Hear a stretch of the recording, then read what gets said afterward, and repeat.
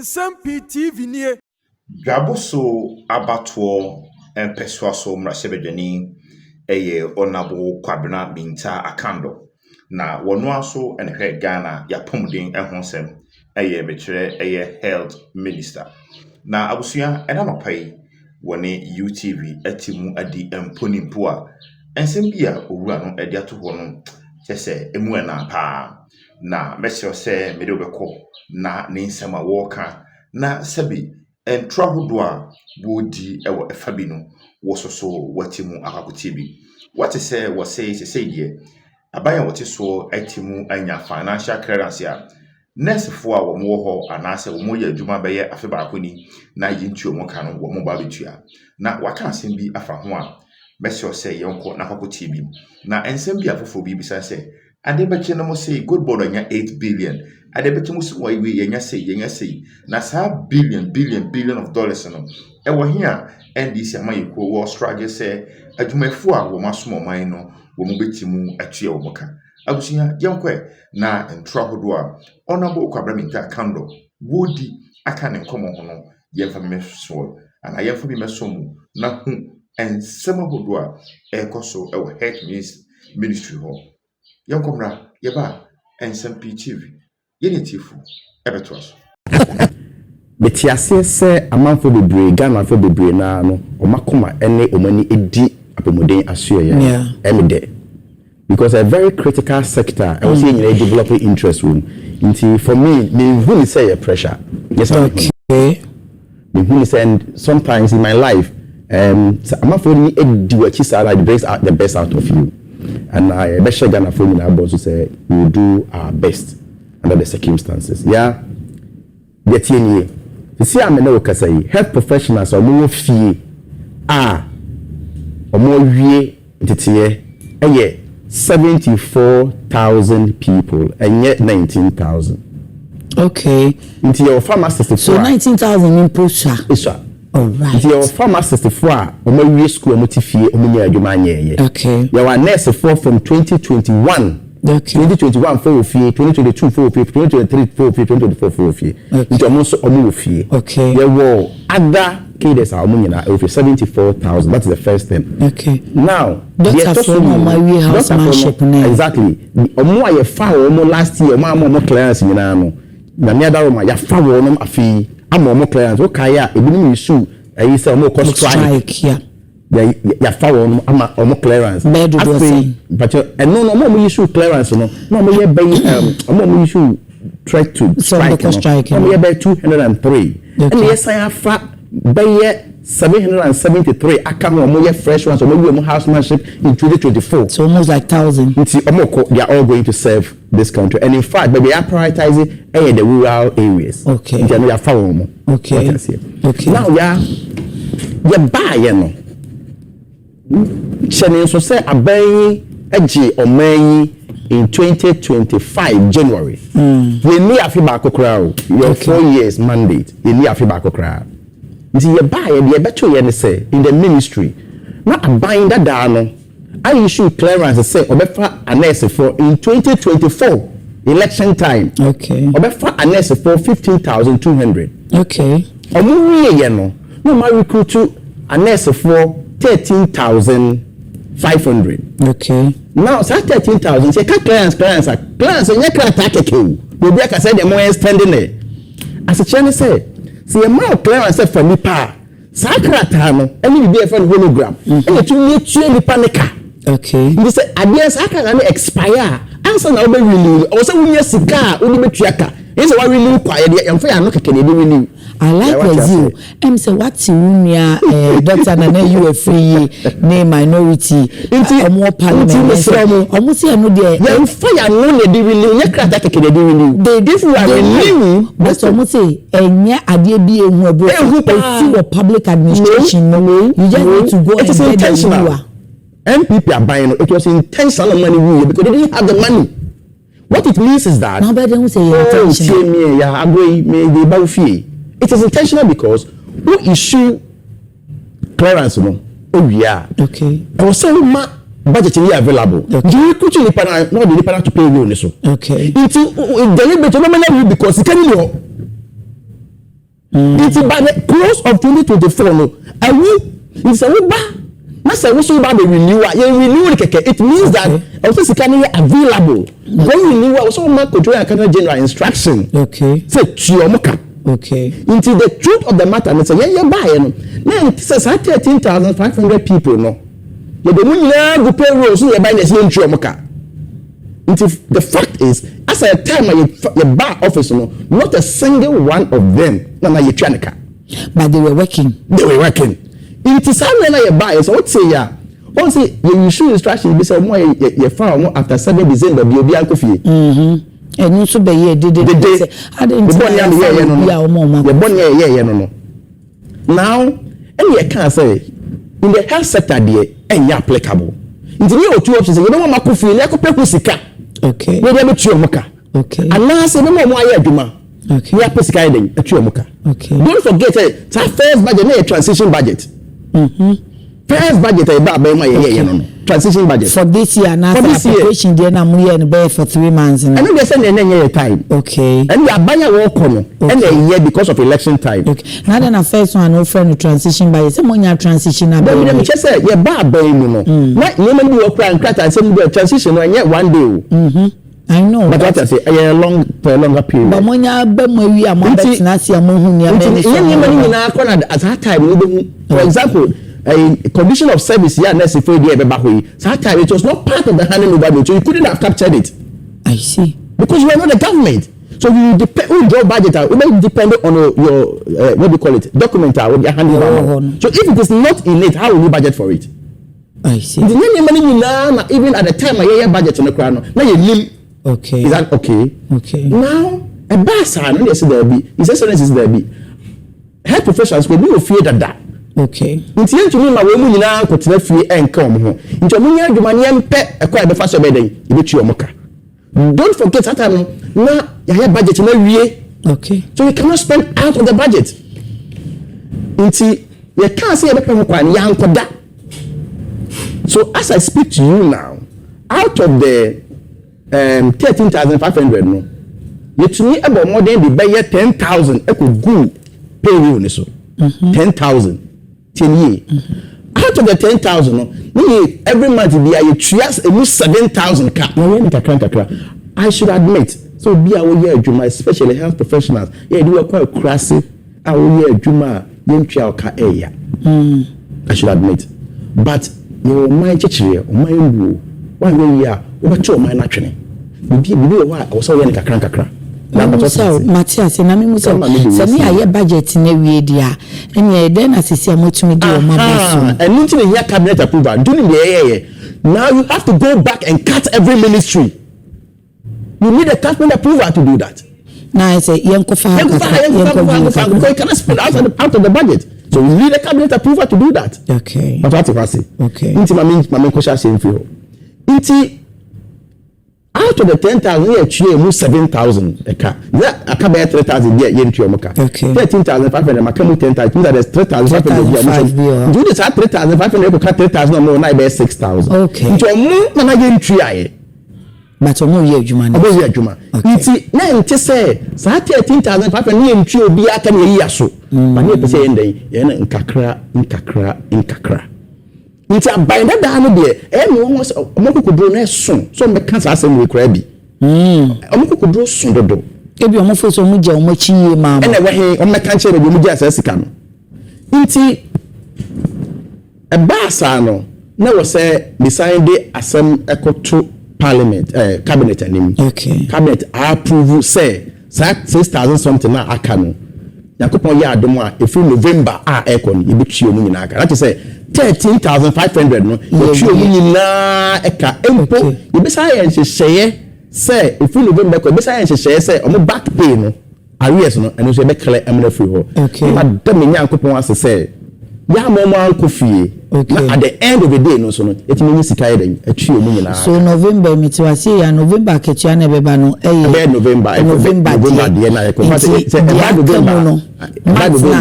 month na akamu Minister for Finance ebe yen hyehyeye no wa kyerese na ebe ye obetua arrears no and ya ma menka sa asem obetua all the 10 months ya ma menka sa asem wi back ketua nsemo a akatwa nsɛm a ministry no wo ho ahoɔden ɛne de yɛde kusika ma compensation ama ministry no the yɛmfa ma wo no gye wo ne ministry of finance na ka ho asɛm okay wo ho ahoɔden because say ya allowance say ya allowance say ya denyo yes a ministry of finance into mother ministry no also the minister for finance na den edin sawoso I see ya the man na ye kakra kakra na nye no nko a nyema ye omugya awachi na nye ebiem anenka budget ho pharmacist omoye omo housemanship obeti west bit say housemanship e bit say rotation enye de be me hu now so bit say medical doctors say housemanship be pharmacist say housemanship this say rotation me hu national service okay mandatory service me hu now be brace national service for me mandatory service and no na pharmacist for aye one housemanship from 2023 to 2025 yentua so housemanship pharmacists and doctors only how many years regular one to say national service 1 year 2 years okay especially medical doctors no okay na nurses no so rotation almost how many years 1 year okay iti we na no e was say answer the be saa de na krade ma o clearance na mo sha say tuam ka say be ka say national sanka every month be akwa so mutua emom ni eja saa pharmacists for the na gu ho from 2023 to 2025 yentua again na unless for rotation nurses amoso omaye omo service awie a omawie kotrafi a so yentua omoka a ni nyina so ye abetua the same budget no okay medical doctors am kan say omo ye adwuma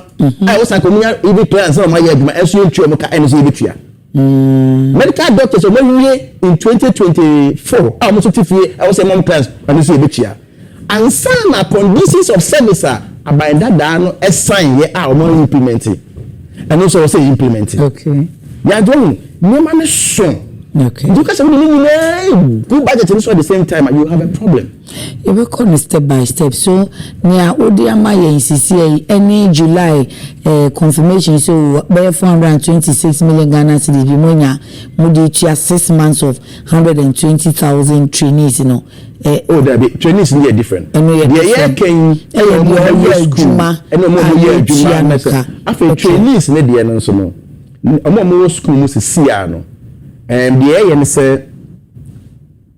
when who wasn't a binder no yeah and again that's another burden on the so budget. They are still going to take the allowance it's see and they are still going to the information I'm dem no they take office no from January to July no more school no the three mu nyina ye no obi aka allowance ye three obi a so what ya omo je bo mu na mo eligibility so what ya okay the three mu nyina aka ayene na o vacation na ye ntua alawa okay o fie okay in the see no ma sha no ba school ye ba be different validation we have validated the data na ye won e bi kra school no ba biem okay we are jai okay until say every year from there you be trade say validated data na ye won and sana yes I then I shall say be tria until I'm very hopeful say e bi mo argument say anya hwe no say no nko a ma make we na give a question okay quite apart from allowance na you tria no timely this time round no again nursing trainees so they say mo be a friend no fee stress until can no first years now mo call 2024 no mo tua between 5,000 to 6,000 something ya found because of the no fee stress they say mo tua about 3,000. Oh, I see. But what I say, the tuition here they are buying for nina. I see. They are not so idea. Quite apart from that, you buy no or more forms now to also motor number according and so but say price no okay. So these are some of the things that I can assure you and I'll tell you the truth. In the Ministry of Health, the work rate any given a timer let a year from January to this time no nema you see no I able to no I'm very very much impressed about that. That's a good one. But sure, many thought say why health minister was asking me said the awuka say omukranya no fee stress no package ni bi no. Ebi aka say university for your moji no free the tuition fee first year. Omoji student loan. Nti time no soon ye say nurses ni so omobeji loan na. Eye nkomo a omani ye nyina ye dia. Wa kire wa den ebi mo kire ma dwen. Nkoma was Ghana nyina yedi say nyame minister of health me nkwa me metranka say Yeah, true. But why penny a wash no osha. So yema alawa ana omunso no ne so bebwa. So uti His Excellency John Dramani Mahama, that was his position. Okay. Before campaign 2016 elections. Okay. Nti we can say naka yenyi alawani for you replacing with student loan. Okay, is argument no. Yeah. But at the time it was not popular. And now it's becoming popular, especially so abra yema no fee stress. No. Now where they are greedy, a lot of them nursing training colleges into a tertiary level on their degree courses. Okay. So who your degree courses will be university or degree courses. No student loan now it makes sense but it's not a policy to be announced for UTV. And you're breaking news yet. Say the why but you ever come back to Omoria Juma for minutes, maybe 19,000. Which ya okay camp various health workers Nebuma 74,000. If you are projecting it by the end of 2026, and maybe that's one of my problems. I say it as it is. At the end of 2026, you bring additional 23,000 at the come home. Abeka 74 so the entity being free mo 74 no said the mafe e be free mo na the 74,000 the be two yen ni o say they make them buy na recruitment na koso dada and you dada and you pay sika kutua but we do the chance be recruit exactly into 74 no by the end of 2026 23,000 no be ba beka home by the end of 2027 35,000 ba beka home by the end of 2028 47,000 babeka ho now come babeka ho san yen shede ni enhihye bia se we bet so ana ye be ya metubi na to den nhihye ya metubi bia sa na wontimi nye bi exactly fantastic question nti ye ye bi okay ye ne say aban senti ye mawa ye di jawa ne ye asoa okay na de ya na ye ne say ye magana fo nyina ehu so how we ni ya beto e kwa we ni ye fa so asolve no bi ati ase no bi gina kira wankasa na be kreti o how no especially yen na mo free work na anu ye ko jira kreti na totonto e ba park ne so a